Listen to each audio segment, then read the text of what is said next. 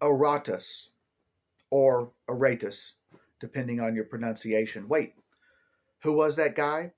So Aratus was most likely, as we can tell, a 4th century or early 3rd century BC poet, first and foremost. Probably lived in Macedonian, so he was a Greek. And he's famous for his poem Phaenomena, or as we could take it, the appearances or the visible phenomena that we see, particularly in the celestial realm, astronomy. He could have been an early astronomer, although we don't have more details or extant works from his life about that.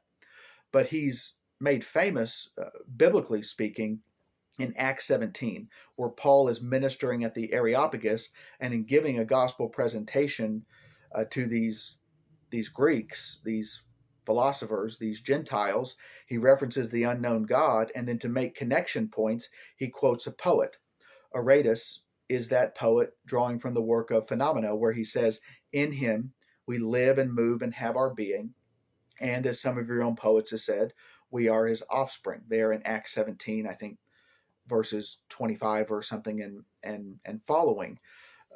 But that's not a biblical quotation. It's become a biblical quotation, but Paul is drawing from commonly known and understood. Paul was an educated Pharisee of his day, probably one of the most educated men of his time, especially for a Jew of that time frame.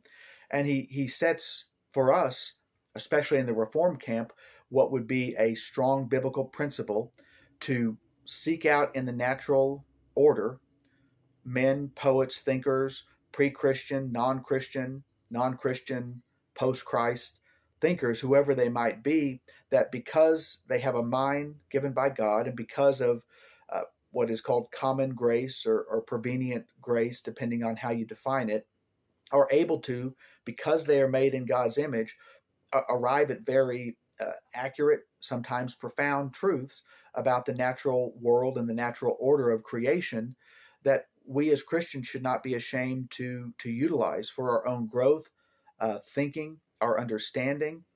And this is one of the reasons why in the Reform camp, we, in being biblical, see something like what Paul does and become insistent and have a genesis for a classical style of education.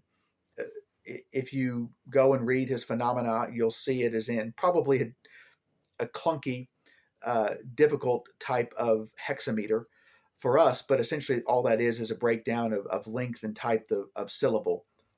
So Aratus, in his hexameter style, composes his phenomena with a long syllable, one long syllable, two short syllables, and then two long syllables. So it would sound like da, da, da, da, da, and that's essentially the form of meter that he uses to compose himself and structure in his poetry.